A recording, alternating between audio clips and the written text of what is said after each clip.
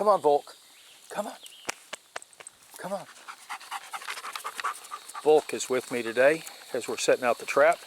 She doesn't normally come out, but she's playing escape artist, and so we're about to get her all contained, and then she won't be getting out. Dysfunctional vet, the time is 10:45 in the morning. When I woke up this morning, it was 74 to 75 degrees, relative humidity 95%. We are using the Starbar Captivator fly trap. A little bit of rainwater. You just drop the bait in there. It's nasty stuff. Part of it is whole egg solids, 20%, and this stuff stinks bad.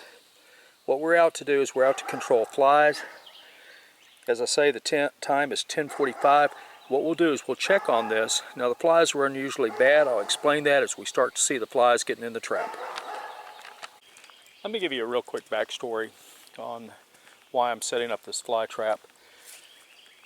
The fly that I'm actually interested in catching is the common filth fly, Musca domestica. It has a flight range of 60 miles. It has a very short egg and incubation, and then it pupates and it hatches. I think, and I'm going by memory, so don't quote me on this being accurate, but I'm thinking from the egg being laid till when it hatches, temperature dependent, is about 14 days if I remember. They're very prolific in their hatching, but the 60-mile flight range is what I'm dealing with and trying to control these things. Now across the road from me, about a half a mile to 3/4 of a mile, there's a pasture with a lot of cattle in it, and of course the filth flies can breed in the feces. The feeds that are available, some of them do actually have material in the feed which will prevent the fly from being able to mature once the egg is laid. But the guy that has that pasture right now, he's a new owner of some cows, and he's leasing that field. He is not using it. I've asked him about it, and he didn't want to pay the extra expense. Besides, he lives about 10 miles from here, and he says he doesn't have any flies where he lives. So here we are 30 minutes later, and we're going to walk over and look at the trap. As you can see, it's mostly dissolved in there. See the layer of material, but it's mostly dissolved. I'm going to swirl this one more time. It says to use warm water, about 70 degrees. I did not do that. I just used rainwater at whatever temperature it was, ambient. Could have been 75 degrees, I'm not sure. But I'll swirl this one more time, get it to start growing. The bacteria sets up in this fairly quick. It gets really nasty and rank, and I will do a white paper to show you how to deploy these traps effectively.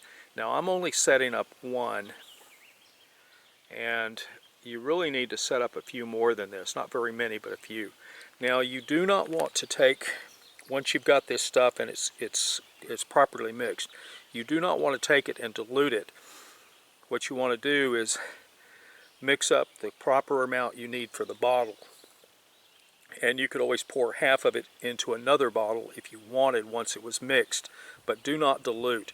If you dilute, you lose the stench that you want.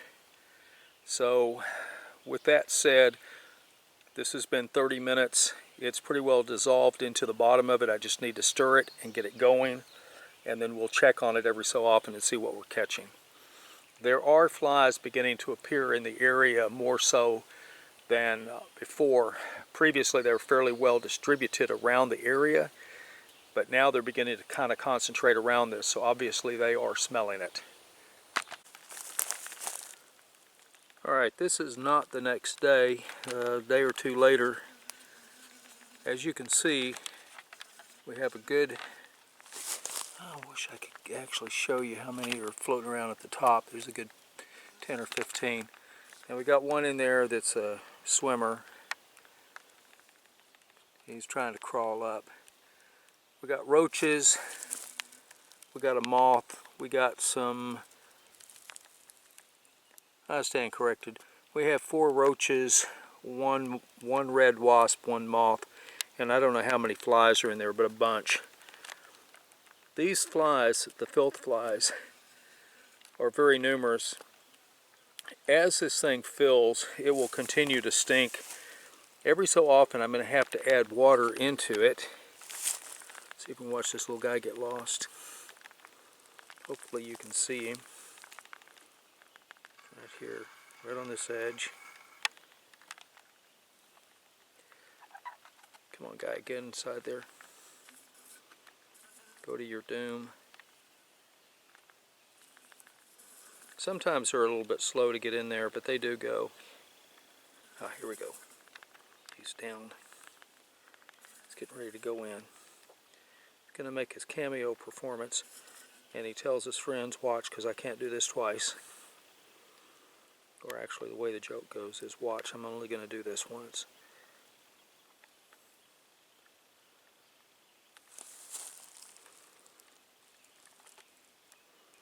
A lot easier with the tripod. I started filming something the other day. Oh, another one just came up, and they're fighting over who's going to get to go inside. Oh, one of them just went in. Did you see that? I'm not going to do an instant replay because I hate instant replays. There he goes. Alright, he's inside. Once he's inside and he flies around, they become trapped. Occasionally, 1 or 2 will get out. But for the most part, once they're inside there, they're trapped. The flies have a natural instinct to go down and feed and then fly straight up. And seeing how they land to feed, they're going to be on the side of the jar, which means that they're going to come up. To recap, this top is black, opaque. Light doesn't go through it. But there's light to the side. Light represents escape. So the flies will sit there and try to get out where they think there's a window. Now there was back in times past, what you would do is you would put a small pencil-sized hole in the top of the screen in your house. The flies would get into the windows and they would naturally walk to the top of the screen. They'd find that hole and then they would get out.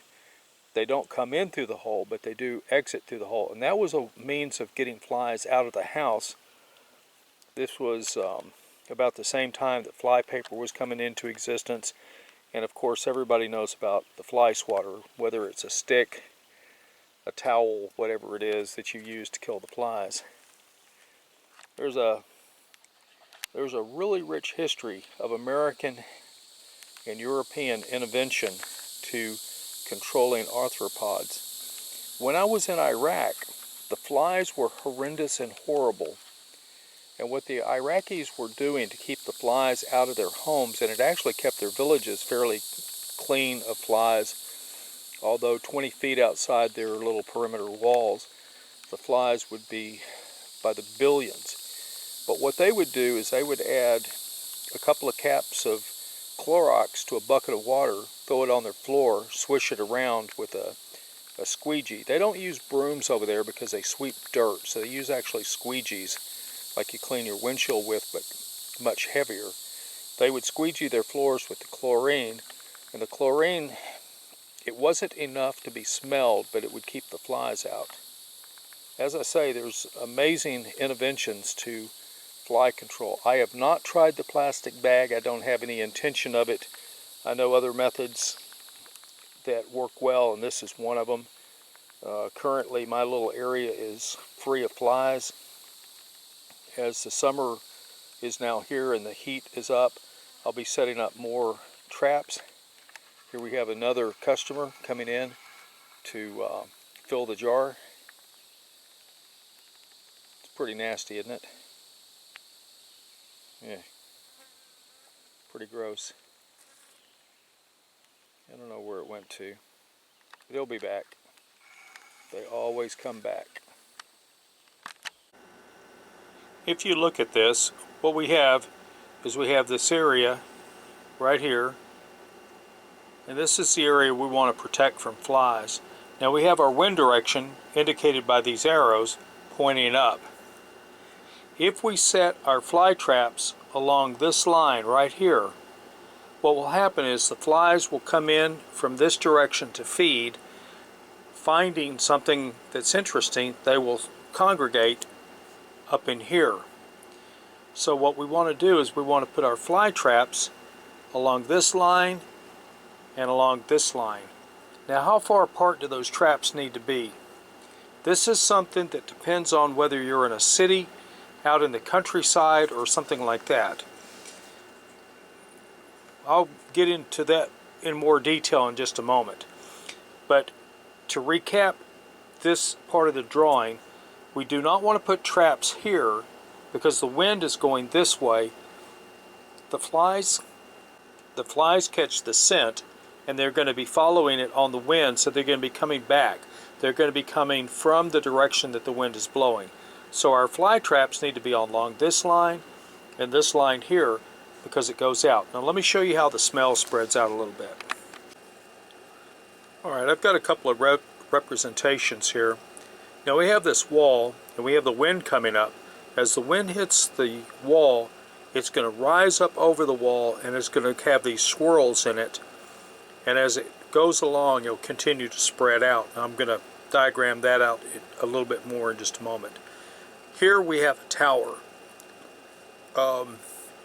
Tower could be anything.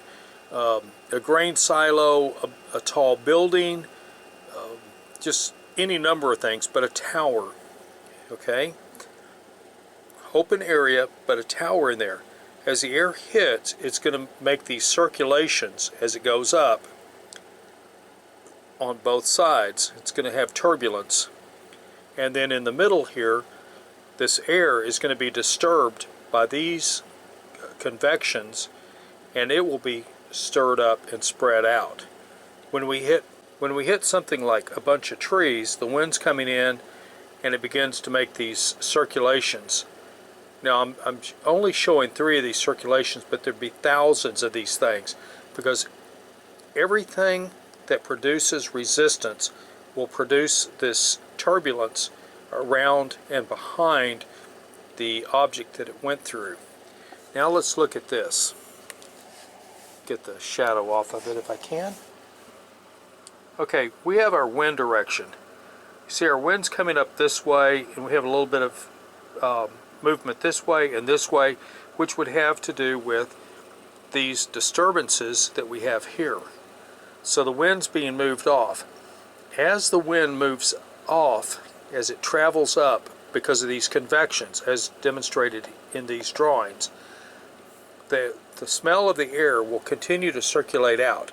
Now here we have 0, 5, 10, 15, 20 miles. We started off with a small area, say less than 150 feet, like our fly traps. But as it moves out in linear distance, it will spread out as wide as 40 miles, drawing those flies to the source of that smell. So that's wherein I just showed you with those fly traps, based on the direction where the wind is flowing across. This is where it's really important to put your fly traps on the side where the wind is exiting, so that you don't draw all these flies in.